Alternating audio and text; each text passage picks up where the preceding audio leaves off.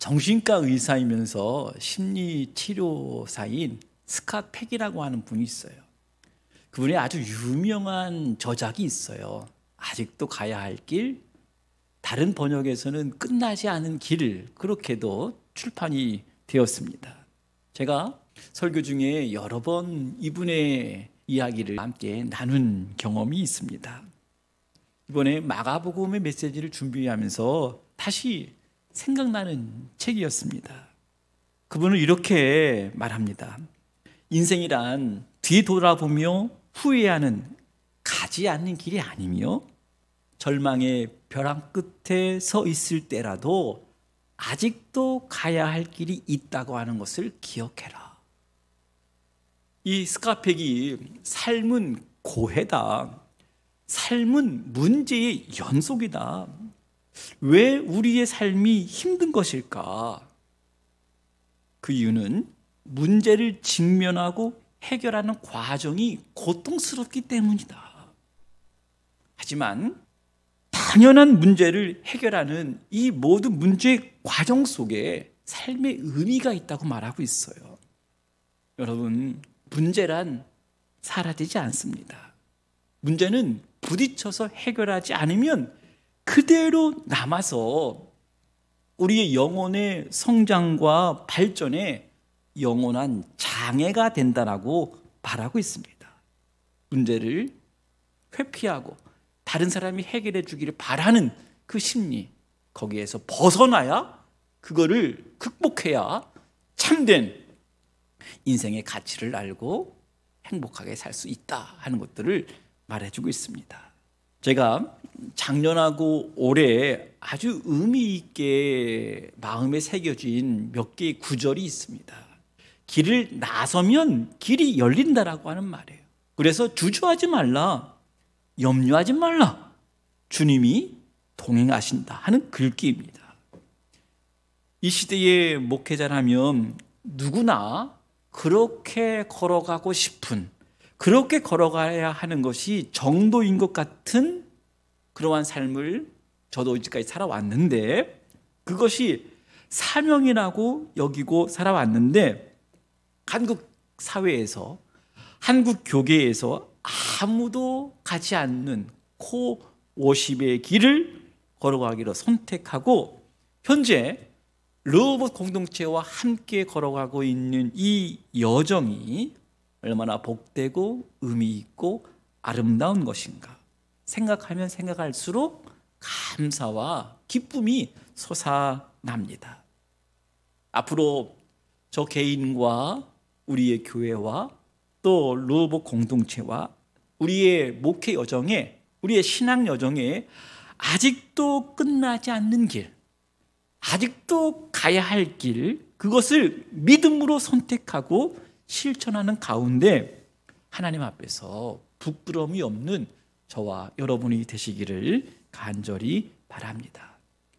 제가 한 주간 동안 마가복음의 메시지를 준비하면서 저에게 찾아온 단어 하나가 있었습니다. 바로 길이라고 하는 단어입니다. 우리가 마가복음을 묵상하고 마가복음을 쭉 펼쳐볼 때 마가복음을 멀리서 숲이라고 하는 그 광경을 우리가 보았을 때 뚜렷하게 보이는 몇 가지의 현상들이 있어요. 그것들을 우리가 구조라고 말합니다. 크게 보면, 높이 보면, 멀리 보면 보이는 마가복음의 구조가 있어요.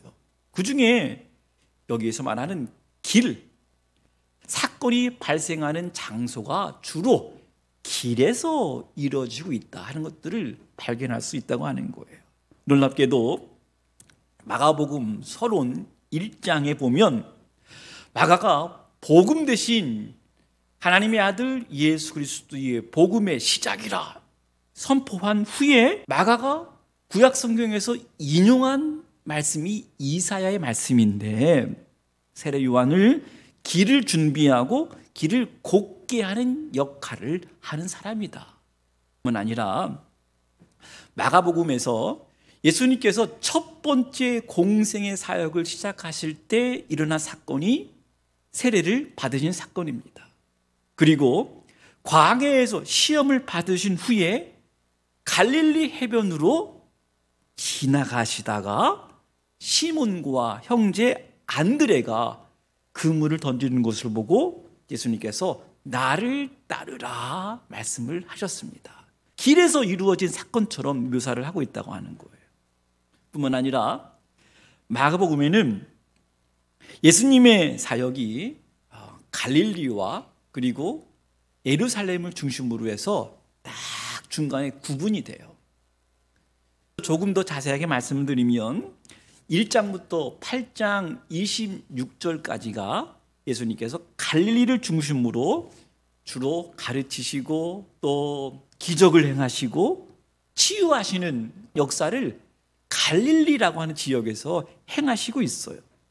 그리고 8장 27절부터 10장까지는 갈릴리에서 예루살렘으로 가는 길, 그 도중에 일어난 사건을 묘사를 했고 11장부터는 예수님께서 예루살렘에 들어오셔서 성전에서 들어가 바리새인들과 서기관들과 논쟁하시고 그리고 십자가의 사건이 전개가 되고 있다고 하는 것입니다. 이 길에 대한 언급은 예수님께서 갈릴리에서 예루살렘으로 향하는 여정에서 발견되는데 빌립보 가이사라고 하는 지역에 들어갔을 때 예수님께서 제자들에게 이렇게 물었잖아요. 너희는 나를 누구라 하느냐 물으셨던 장소가 여러분 어디일까요? 길이었습니다.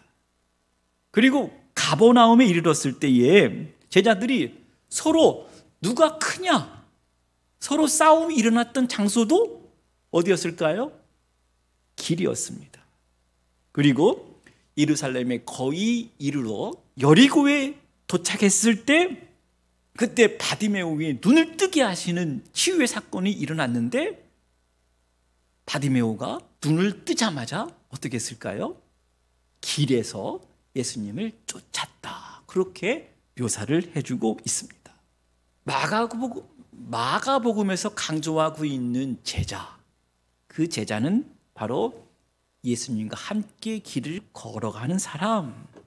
그래서 마가복음 한복판 8장에 보면 예루살렘으로 올라가시는 도중에 아주 중요한 말씀을 하셨어요. 누구든지 나를 따라오려거든 자기를 부인하고 자기 십자가를 지고 나를 따를 것이니라. 제자의 길이란 예수님의 길을 따라가는 사람이다. 그런데 여러분 마가는요 아주 다른 복음서와는 달리 특색 있게 강조하고 있는 것 중에 하나가 뭐냐면 마가가 전반부에는 예수님의 제자들에 대해서 긍정적인 평가를 했어요.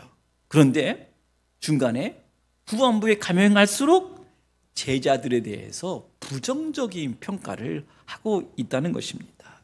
예를 들면 예수님이 배 안에 제자들과 함께 타고 있음에도 불구하고 풍랑이 일 때 믿음이 없어서 두려워하는 모습이 나타났어요. 제자들이 오병이어의 기적의 현장을 보았음에도 불구하고 예수님께서 떡을 떼시던 일을 제자들은 깨닫지 못했다.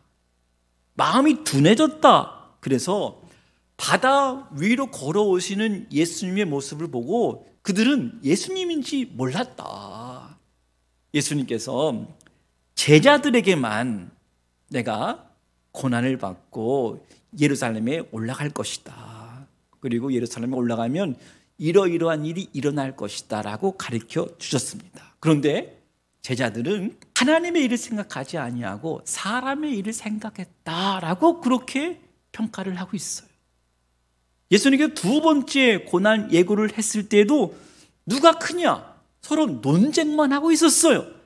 세 번째 예수님께서 순환 예고를 했음에도 불구하고 세베대의 아들 야고보와 요한이 더 노골적으로 예수님 훗날에 예수님이 높은 자리에 올라가시면 저희들을 좌편 우편에 앉게 해주세요 하는 무지의 말을 했던 사람들이 제자였습니다. 그리고 예수님이 십자가 지시기 전에 겟세마네 동산에서 간절히 기도했잖아요. 제자들에게 깨어 있으라 부탁했는데 여전히 잠자고 있는 모습.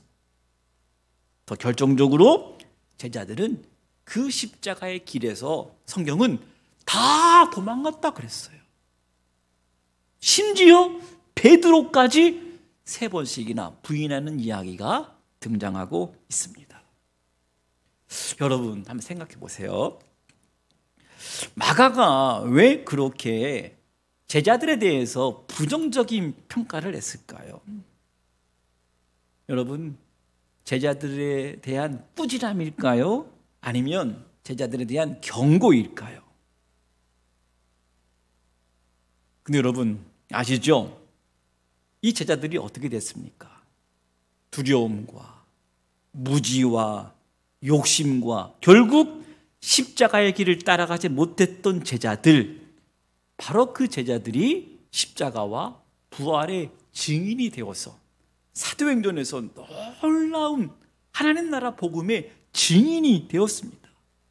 결국 그들은 영광스러운 순교의 제물이 되기까지 했습니다. 사랑하는 여러분, 예수님께서 그의 제자들이 자신을 배신해서 도망치려고 하는 것들을 아셨음에도 불구하고 참 놀라운 것은 예수님은 그 제자들을 향한 사랑을 포기하지 않았다. 비록 예수님께서 하나님의 아들이시지만 그 십자가 지는 것이 하나님의 뜻이기에 순종하심으로 우리를 구원하신 그 뜨거운 열정, 바로 이것이 너희를 위한 복음이다 라고 강조하고 싶었던 것입니다. 사랑하는 여러분, 마가가 처음에 생각했던 독자들, 처음에 어떤 사람을 대상으로 이 복음서를 쓰고 싶어 했을까? 어떤 상황이었을까?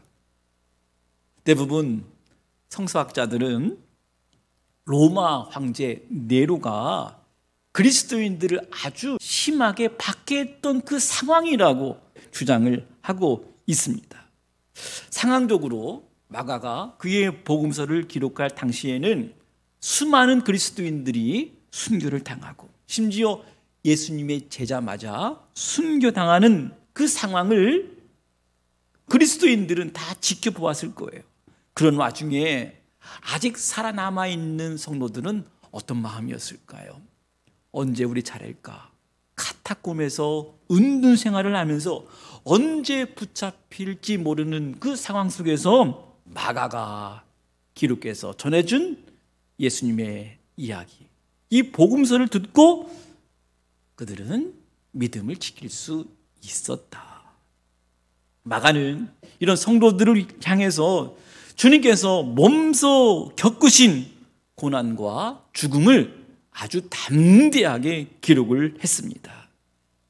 예수님께서 고난 받으셨다고 하는 말이 슬픈 이야기 같지만 마가가 전하고 싶었던 것은 이 예수님의 십자가 고난을 통해서 예수님이 인류의 대속자가 되었다라 그렇게 선포한 것입니다.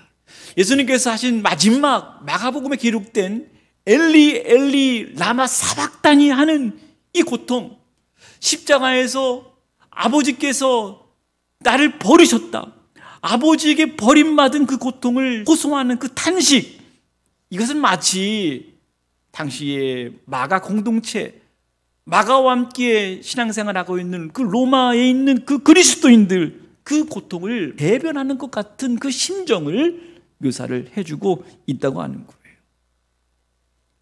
여러분, 그리스도인들 중에 제자들처럼 실수하고 제자들처럼 분별력도 없고 무지하고 풍랑이 일 때 두려워하고 혼란에 빠져 사로잡히기도 하지만 제자들처럼 세상 욕심도 많고 십자가의 길을 피해서 도망간 사람들이었지만 마가복음에만 나오는 특별한 사건 하나가 나타나는데 예수님께서 잡혀가실 때 몸에 혼이불을 벗어버리고 도망갔던 사람 이야기가 나와요.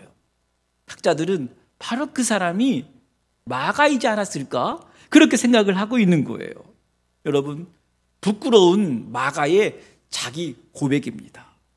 그런데 이 복음서를 통해서 전하고 싶었던 메시지는 이러한 제자들을 포기하지 않고 예수님은 십자가의 길을 걸어가셨고 십자가의 고통을 참으셨고 아버지 하나님께 순종하시고 부활하셔서 지금 우리와 함께 하시는 하나님이 고통받고 있는 성도들에게는 가장 큰 위로와 격려가 될 수 있었던 것입니다.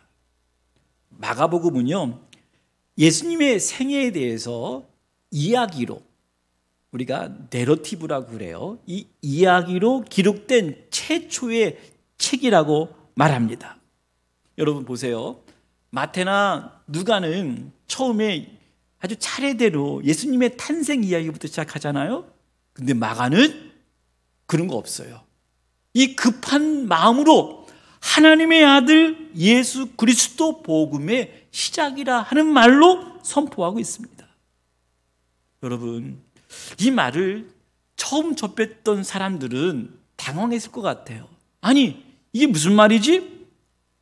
당시 로마 제국이 지배했던 1세기 그들이 알고 있었던 복음, 유앙겔리온, 이것은 왕이 탄생했을 때, 왕이 즉위했을 때, 왕이 전쟁에서 승리했을 때 포고하는 그 기쁜 소식을 복음이라고 알고 있는데, 우리가 알고 있는 신의 아들은 로마 황제밖에 없는데 하나님의 아들이라고, 그리고 그분이 복음이라고 아주 호기심을 일으키는 강력한 메시지로 시작을 한 것입니다.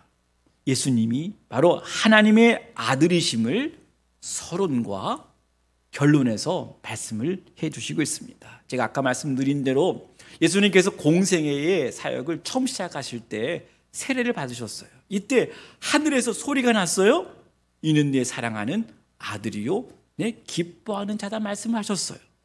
그리고 마가복음 15장에 보면 이방인 로마의 백부장에 의해서 이 사람은 참으로 하나님의 아들이었다, 그렇게 입으로 고백하고 선포하는 것으로 끝나고 있습니다.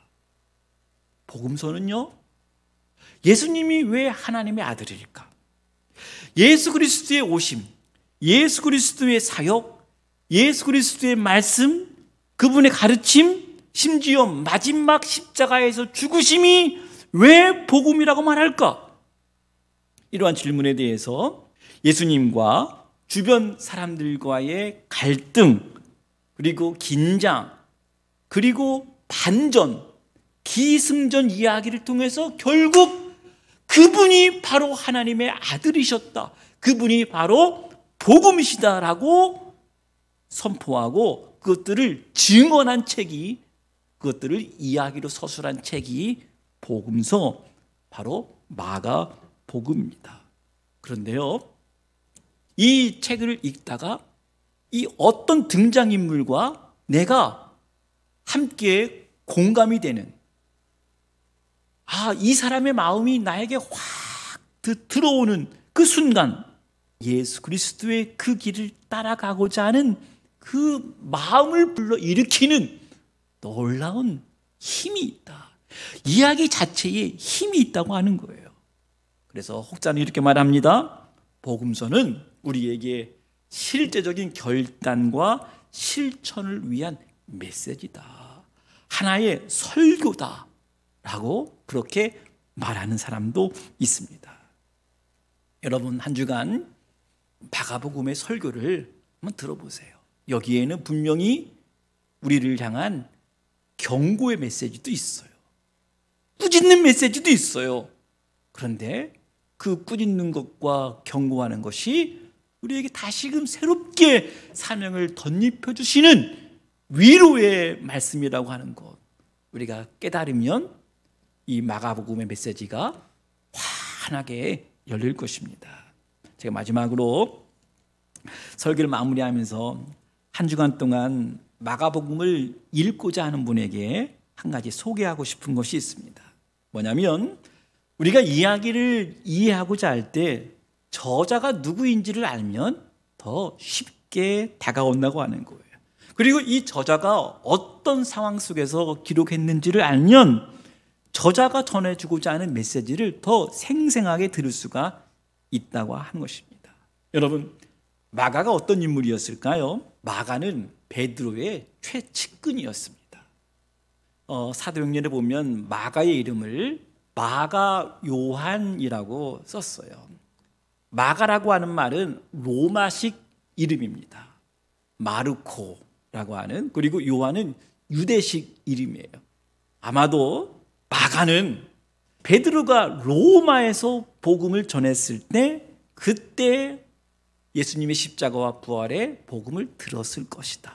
그리고 그 이후에 마가는 베드로의 통역관의 역할을 했다. 얼마나 가깝게 지냈냐면 베드로는 이 마가를 향해서 내 아들과도 같다, 그렇게 말해주고 있습니다. 아마도 이 베드로의 통역관으로 섬기다가 네르의 박해로 말미암아 베드로가 순교하기 전에 베드로가 만난 예수님에 대한 이야기, 그 이야기를 생생하게 마가에게 들려주었을 것이다. 그래서 여러분, 베드로 서신에 보면 역경과 핍박을 받고 있는 성도들에게 격려하고 위로하고 소망을 주는 메시지가 나오는데, 이 마가복음은 다른 복음서보다도 이 베드로가 전한 그 위로와 격려의 메시지와 아주 짝을 이룬 비슷한 메시지의 성격을 갖고 있다고 하는 거예요.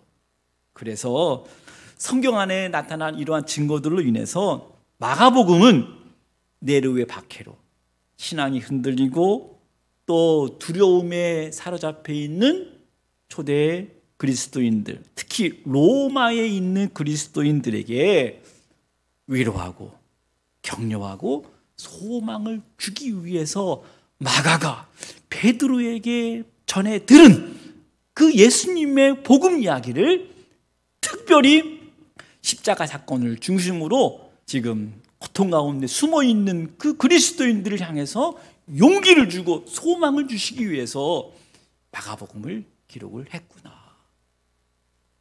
여러분, 마치 요한복음 21장에 나오는 시몬 베드로에게 찾아오신 예수님처럼 초대교회 그리스도인들이 고난으로 넘어졌지만, 시험들어 실패했지만, 믿음이 없어 혼란과 두려움에 빠져 있었지만 성도들에게 다시 찾아오시고 위로해 주셨고 격려하시고, 실패한 제자들 다시 부르셔서 다시 사명을 맡기시는 그 부르심 앞에 결단하며 순종하는 주의 제자가 되어야 하겠습니다. 마가복음은 우리에게 그 길 위에서 선택을 원하시고 있습니다. 누구든지 나를 따라오려거든 자기를 부인하고 십자가를 끝까지 쫓아가는 그 삶을 오히려 꾸짖음과 경고가 아니라 우리를 위로하시면서 또 고난받는 우리의 마음을 또 공감하시면서 우리에게 주신 위로와 소망의 메시지임을 기억하고 한 주간 동안 우리 마가복음을 다시 한번 들여다보지 않겠습니까?